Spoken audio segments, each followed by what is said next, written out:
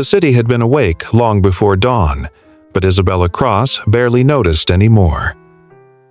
Through the tinted windows of her black sedan, glass towers bled into a blur, glowing with cold morning light.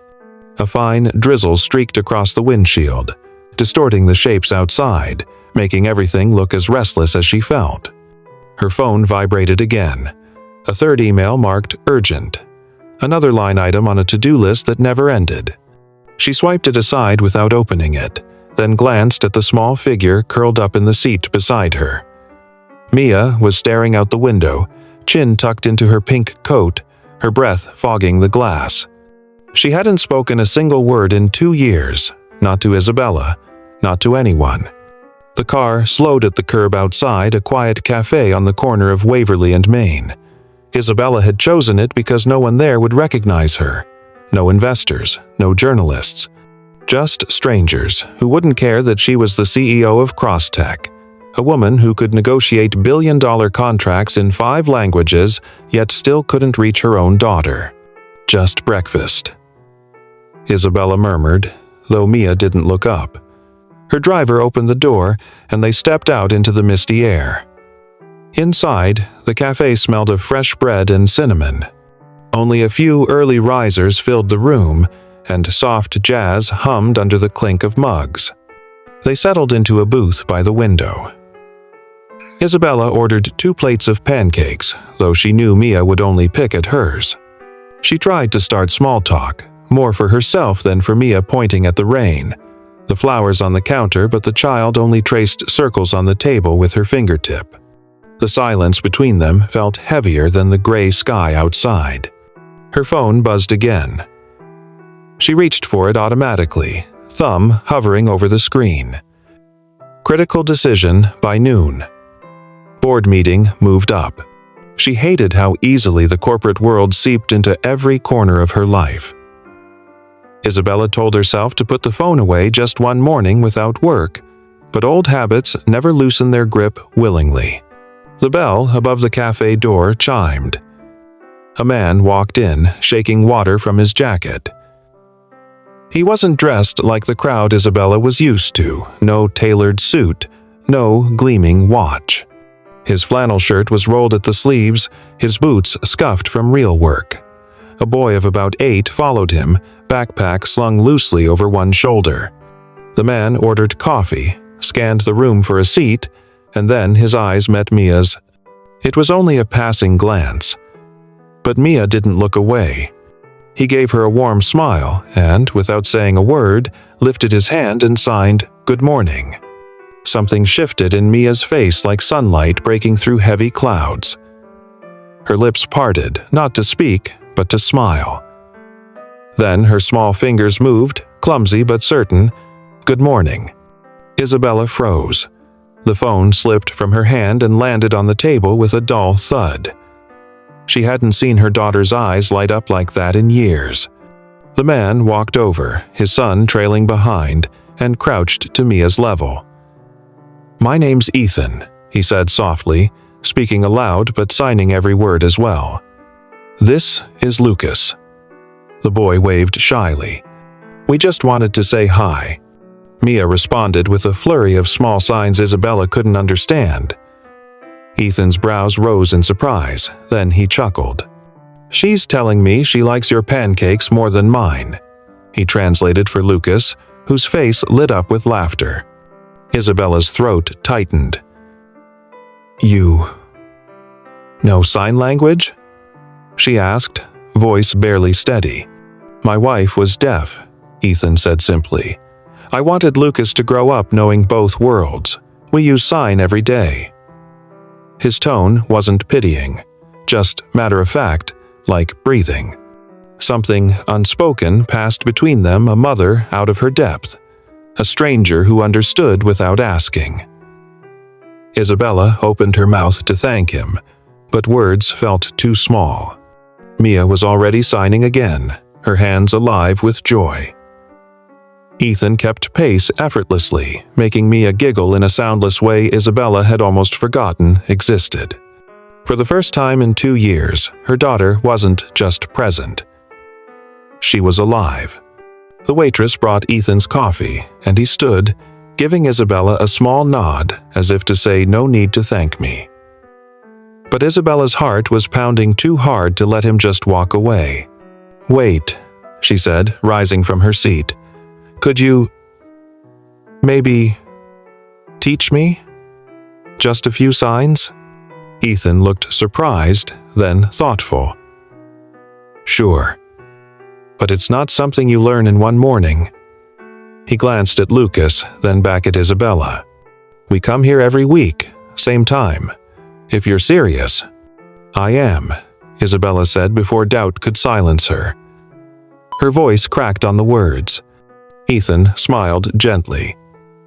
"All right then, next Saturday?" Isabella nodded, and Mia beamed as if she understood every word.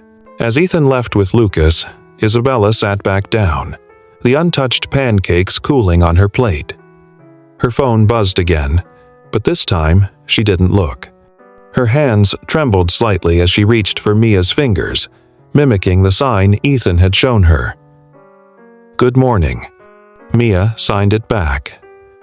Her eyes were brighter than the rain-washed street outside. The next Saturday came quicker than Isabella expected, though not without obstacles. In the 6 days since meeting Ethan Hayes, her life had returned to its relentless rhythm. Early morning strategy calls, a product launch deadline, and a board meeting now looming like a storm cloud. Still, she found herself glancing at the clock more often than usual, counting down to that quiet cafe on Waverly and Main. Her driver didn't understand why they were detouring again, and Isabella didn't explain. She just needed something that wasn't all glass offices and voices talking at her instead of to her. Mia sat beside her, clutching her favorite stuffed rabbit, unusually alert for a Saturday morning. When they stepped into the cafe, it felt different this time. Isabella caught herself scanning for Ethan before she even looked for a table. And there he was, at the same corner booth, his son Lucas animatedly explaining something with his hands while Ethan nodded patiently. Mia tugged Isabella's sleeve and practically ran to them. Isabella followed, trying to maintain her usual composure but failing when she saw the way Mia's whole face lit up. Ethan looked up and smiled.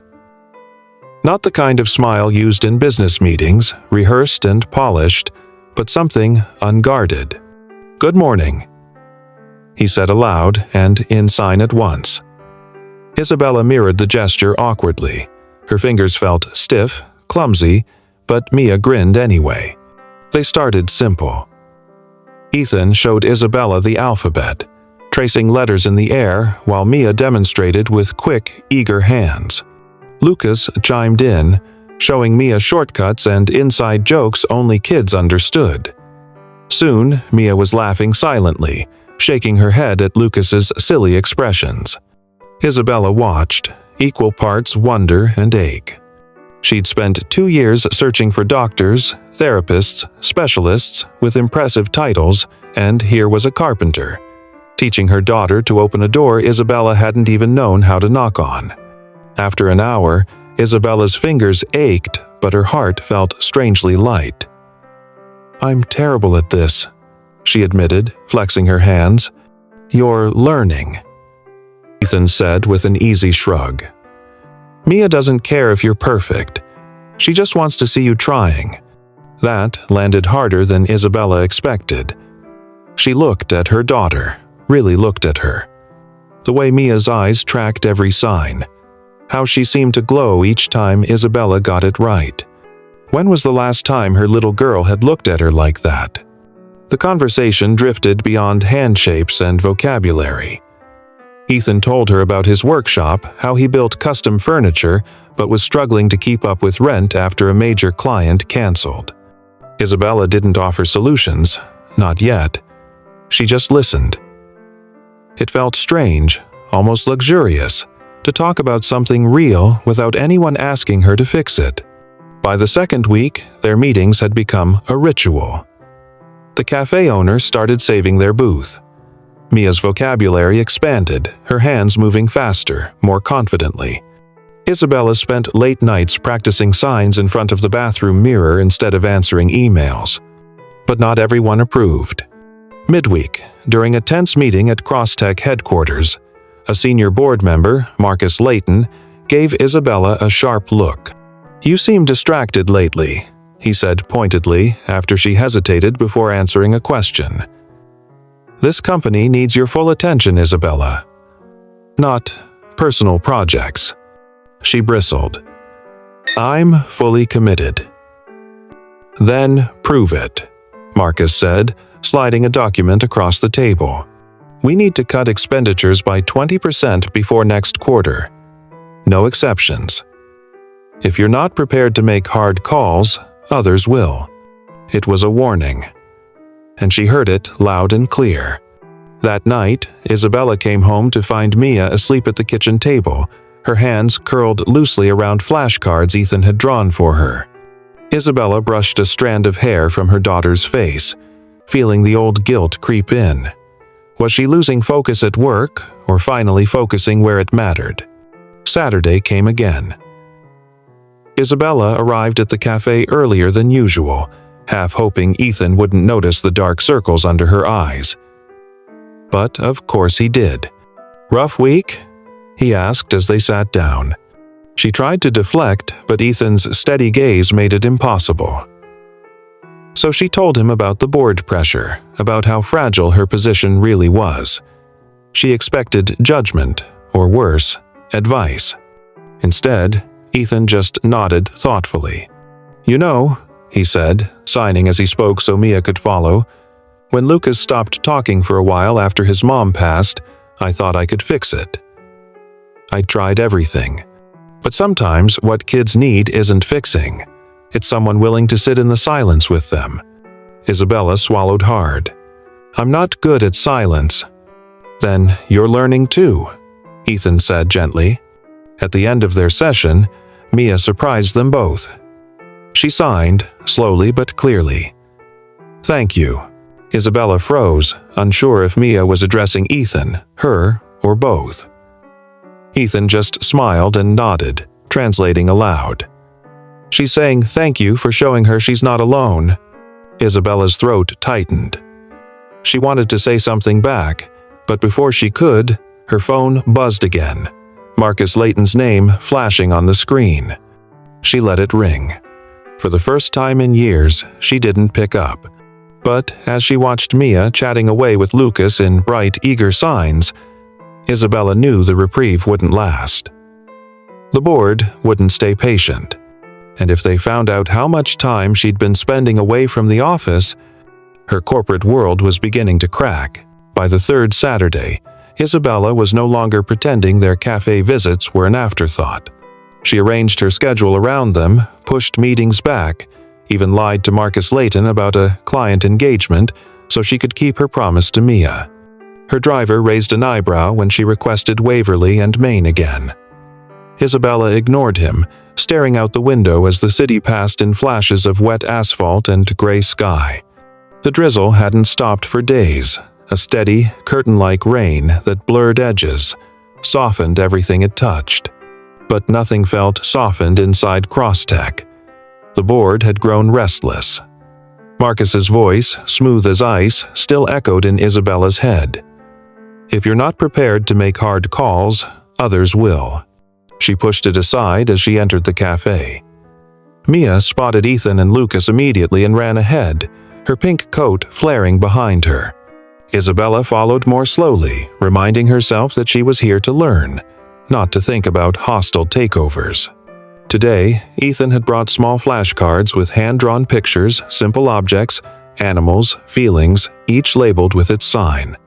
Lucas handed them to Mia like trading cards, showing her how to use them in playful sentences. Isabella watched her daughter's hands come alive. Each new sign was a key turning in a lock she'd thought was rusted shut. Mia's eyes sparkled as she signed happy, then pointed at Isabella and repeated it. "Happy, Mom." The words hit harder than any investor threat. Isabella blinked back, sudden tears, nodding like she understood, even though Ethan translated quietly, She's saying, "You look happy today." Isabella practiced with them for over an hour, her movements awkward but improving. She caught herself laughing, really laughing, when she accidentally signed horse instead of house, and Mia doubled over in silent giggles. But as Ethan corrected her hand shape, Isabella noticed something else. His touch was careful, never lingering, but warm. His presence steadied her in a way that felt dangerous. She wasn't used to depending on anyone, especially not someone outside her world of polished glass and sharp suits. "Your boards still giving you trouble?" Ethan asked during a break, sipping his coffee. "Always," Isabella admitted, keeping her voice low. "They think I'm distracted. They're not wrong." "Maybe that's not a bad thing," he said with a small smile. "Sometimes focus on the wrong thing looks a lot like success." Isabella studied him, unsure if he understood just how high the stakes were. If she lost her position, Crosstech would fall into Marcus Layton's hands, a man who valued numbers more than people. The thought made her stomach twist. Later that week, her fears became reality. In a private meeting, Marcus presented a thinly veiled ultimatum. "The vote's coming, Isabella. You're either with us on these cuts, or the board will find someone who is." "Someone like you?" she asked coolly. He didn't deny it. That night, Isabella sat alone in her penthouse kitchen, the city lights glittering below like distant constellations. Mia was asleep upstairs, exhausted from practicing signs all afternoon. Isabella stared at her reflection in the black window glass. She didn't recognize the woman looking back, someone who was suddenly terrified of losing everything except the one thing she'd almost overlooked. Her daughter. Saturday couldn't come fast enough. When it did, Isabella arrived at the cafe early, clutching a notebook filled with sloppy sketches of hand signs. Ethan noticed immediately. "You've been practicing," he said, impressed. "I'm not a quick learner," she admitted. "You're faster than you think," he replied. "You just need someone to believe it." They worked on whole sentences now, real conversations. Mia proudly showed her mother how to sign "I missed you," her tiny fingers spelling it out carefully. Isabella tried to respond in kind, fumbling, but Mia's grin told her it didn't matter. Between lessons, Ethan talked about his late wife, how she'd taught him patience he never knew he had. Lucas chimed in with stories that made Mia giggle, two children speaking a shared language while their parents traded glances over coffee cups. But the fragile peace didn't last. Halfway through their session, Isabella's assistant appeared at the cafe door, umbrella dripping rain onto the floor. "Miss Cross, the board meeting has been moved up. They're expecting you in 40 minutes." The words were sharp, metallic, slicing through the warm air like broken glass. Isabella felt Mia's small hand slip into hers, as if sensing the tension. Ethan looked at her, reading the storm in her face without needing a translation. "Go," he said gently. "We'll be here next week?" But Isabella hesitated. For the first time in years, she didn't want to leave a table for a boardroom. She wanted to stay in the quiet hum of laughter and clumsy signs, where success wasn't measured in quarterly reports, but in a child's smile. Still, duty called. She kissed Mia's forehead, promised to see her tonight, and walked out into the rain. By the time she reached Crosstech headquarters, her coat was soaked, but she didn't feel the cold. Inside the glass tower, Marcus was already waiting, expression sharp and satisfied. "This company," he said, "can't afford a distracted leader." Isabella sat down, spine straight. The room went still. The war had officially begun. The boardroom was cold in a way no thermostat could fix. Glass walls reflected the rain streaking down outside, while 12 pairs of eyes focused on Isabella Cross with unyielding precision. Marcus Layton stood at the far end of the long table, posture relaxed but every word sharpened like a blade. "This company thrives on discipline," he said smoothly, sliding a portfolio toward her. "Tough decisions, I'm afraid you're losing sight of that." Isabella glanced at the documents, full of proposed cuts, research programs gutted, entire teams dissolved to inflate quarterly profits, human costs disguised as strategy. "I'm not signing this," Isabella said, voice even but cold. "You're not listening to reason." Marcus smiled thinly. "And when the board votes next month, they'll listen to me." The threat lingered long after she left the building. Isabella returned home hours later, drenched from the rain, and found Mia waiting at the door with her small hands moving rapidly. "Missed you. Scared you're sad." The message landed harder than Marcus's words. Isabella knelt, still dripping rainwater onto the floor, and forced a smile as she copied Mia's sign back. "I'm okay." But Mia tilted her head, unconvinced. Children always know. That night, Isabella lay awake, phone buzzing endlessly on the nightstand. She thought about Marcus, about the empire she'd built with blood and bone, and about a man who spoke to her daughter with his hands, not his phone. Somewhere between exhaustion and clarity, she realized she was no longer afraid of losing her company. She was afraid of losing her daughter. Saturday came like a breath of fresh air, though the sky stayed gray. At the cafe, Mia ran straight to Ethan and Lucas as if she belonged there. Isabella followed, tension easing the moment she saw Ethan's steady presence. "Rough week?" he asked, reading her face instantly. "Is it that obvious?" Isabella tried to laugh, but it came out brittle.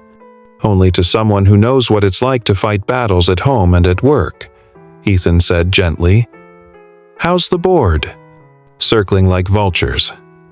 She paused, watching Mia animatedly sign to Lucas. "But I don't care as much as I should." Ethan studied her for a moment. "Maybe that means you're finally caring about the right things." They spent the next hour immersed in practice. Isabella learned phrases about feelings, family, and hope. Mia beamed every time her mother got it right. Lucas made up games to test her speed, and for the first time, Isabella found herself laughing with genuine ease. Then, Ethan showed her something unexpected. He taught her how to sign, "Proud of you." He used both hands, moving slowly so she wouldn't forget. When she tried it back, Mia's face lit up like sunrise. Isabella didn't even realize her own eyes were wet until Ethan passed her a napkin. "Careful," he teased softly. "You'll ruin your CEO image." Isabella managed a weak smile. That image might not last much longer. Ethan's brow furrowed, but before he could ask more, Mia tugged Isabella's sleeve, signing rapidly. "Want you to learn more. Want you to talk to me all the time." The words made Isabella's throat tighten. All the time. How many moments had she missed late nights at the office, dinners eaten alone, bedtime stories left unsaid because she'd believed work would wait while childhood didn't. After their lesson, they walked out together. The rain had stopped, leaving the streets slick and glistening. Ethan carried Lucas's backpack slung casually over his shoulder, while Isabella held Mia's hand, feeling her daughter squeeze back in a way she hadn't in years. "Can I ask you something?" Isabella said as they reached the corner. "Anything," Ethan replied. "Why are you helping us, really?" Ethan hesitated. "Because I know what it's like to feel helpless when someone you love goes quiet, and because Mia's a great kid who deserves to be heard. That's all." But Isabella sensed there was more. Something unspoken in his eyes, a gentleness that had nothing to do with obligation and everything to do with choice. That night, back at her penthouse, Isabella found herself sketching sign language on the edge of a Crosstech budget report. The two worlds no longer felt separate, they were colliding. When Marcus called again, demanding an emergency meeting, Isabella ignored him. Instead, she sat with Mia, practicing the phrase Ethan had taught her, "Proud of you." Mia giggled at her mother's clumsy fingers but signed it back, small and perfect. Isabella kissed her daughter's forehead, thinking of Ethan's calm voice, his quiet conviction. Then her phone lit up again, not Marcus this time, but a message from the company's general counsel. The board is calling an early vote. 2 weeks. The war had moved faster than she expected. And Isabella knew, with icy certainty, that Marcus would use Mia's existence, the very thing giving her strength as proof she'd lost her edge. 2 weeks. That was all the time Isabella had before the board would decide her fate. The following days passed in a blur of meetings, calls, and quiet moments with Mia that felt almost stolen, like smuggling light into a locked room. Every evening, Isabella sat on the living room floor practicing signs. Mia curled up beside her, correcting every mistake with a patient shake of her head. Ethan's lessons became more than language tutorials. They became lifelines. At the cafe, Isabella no longer checked her phone. She laughed more easily, spoke more openly. Ethan asked nothing in return, but Isabella caught the way he looked at her, sometimes curious, cautious, as if trying to solve a puzzle he wasn't sure he should touch. One rainy afternoon, Isabella found herself pacing outside Ethan's small workshop instead of rushing back to her office. Through the glass door, she saw shelves lined with handcrafted tables, chairs, and cabinets, all beautiful, all unsold. Lucas sat on the floor coloring while Ethan sanded down the edge of a desk. It wasn't businesslike efficiency. It was honest, human work, and Isabella envied its simplicity. "You'll scare customers off standing out there," Ethan called without looking up as she entered. "Do you even get customers?" Isabella teased lightly, scanning the empty room. "Not lately," Ethan admitted with a wry smile. "Banks, talking foreclosure." The words lodged in Isabella's chest. She could solve that with a single phone call, pull one string, sign one contract. But she didn't offer. Not yet. Ethan's pride deserved better than pity disguised as help. Instead, she knelt beside Mia and Lucas, letting them teach her the sign for friends. Ethan watched with quiet amusement as Isabella's fingers stumbled through the motion. "Careful," he said softly. "Once you know the word, you're stuck with it. She'll expect you to mean it." "I do," Isabella said, and she meant it more than she realized. The board meeting arrived too soon. A private conference room. A dozen suits. Marcus Layton, standing like a man already victorious. "Isabella," he said smoothly, "we've reviewed your performance. Your extracurricular distractions have not gone unnoticed." "Excuse me?" Isabella kept her voice calm, though she felt the ground tilt beneath her. "You've been absent, missing calls. Your focus is clearly divided. That's not the leadership this company needs." "What you mean," Isabella said evenly, "is that I'm not willing to cut people loose to pad the numbers." "Shareholders don't invest in sentiment," Marcus replied. "They invest in results." The vote was scheduled for the following Monday.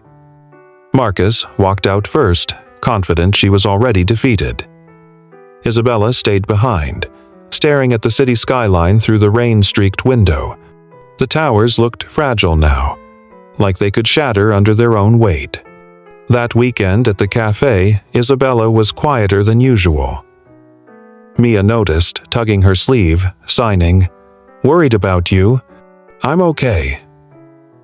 Isabella signed back, though her fingers trembled. Ethan saw it all without asking questions. After the lesson, he lingered by the door.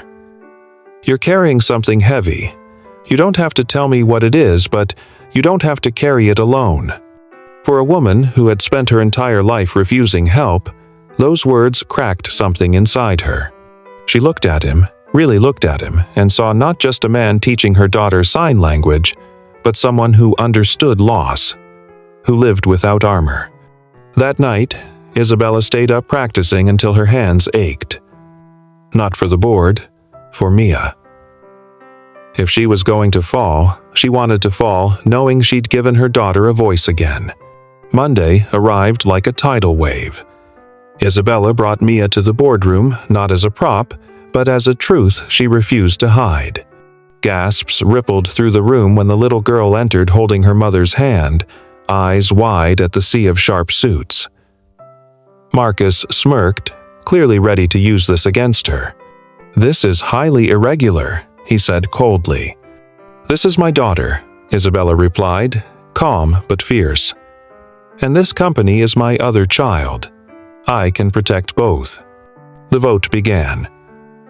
Marcus launched into a polished speech about discipline and leadership. Isabella let him talk. She knew numbers wouldn't save her. But something else might. As the room grew tense, Mia stood on her chair and began to sign, small hands moving with certainty. Ethan, who had slipped quietly into the back of the room at Isabella's request, translated aloud. She says, "My mommy learns to talk to me every day. She listens. She's not too busy to love me." The room went utterly silent. Some board members shifted uncomfortably. Even Marcus faltered for a beat.